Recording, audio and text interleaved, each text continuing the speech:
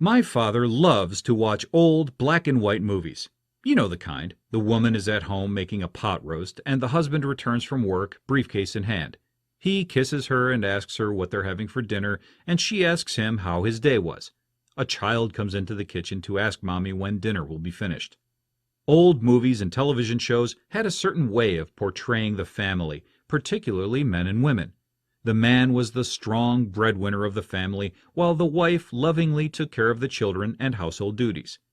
And that wasn't just what happened on TV. Even life operated that way for many families. My father, for example, worked hard at being the primary breadwinner of the family and expected my mother to take care of me at home.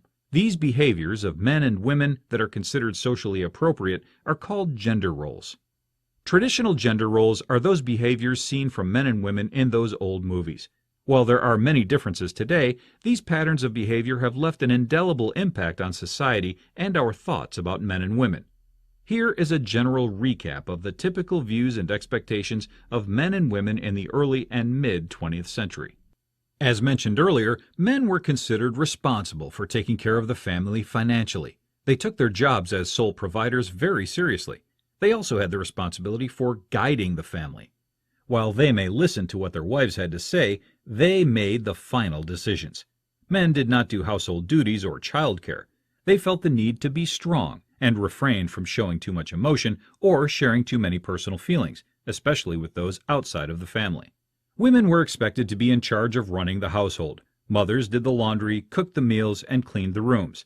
They also took care of the children, giving them the care and attention that was required. The wealthier families might hire a nanny, and childcare became more widely used in the later 20th century. But the women were often in charge of directing the nannies and dropping off or picking up from daycare. Women were seen as more emotional than men, more likely and more encouraged to open up about their feelings. Gender roles are passed on through generations. From the age of 3, children are able to start becoming aware of the differences between girls and boys based on the actions of their parents and the nature of their environment. Lucy may continually be dressed in pink, purple, and flowery outfits, while her brother Jack is given blue and gray ones. When Lucy is at kindergarten and picks up a truck to play with, her teacher may say, "That's for boys. I'll go get you a girl toy." As the children grow a few years, they start learning what behavior is appropriate and expected. Lucy notices her mother cooks for the family, so she pretends to cook for her dolls. Jack gets a toy lawnmower to use in the den so he can be like his daddy. The behavior is reinforced when the parents praise or reward their children for their actions. They can also be punished and challenged to change if it's considered inappropriate. When Lucy pretends to cook, her mother may tell her, "That's great, Lucy. One day you'll be a great cook for your family."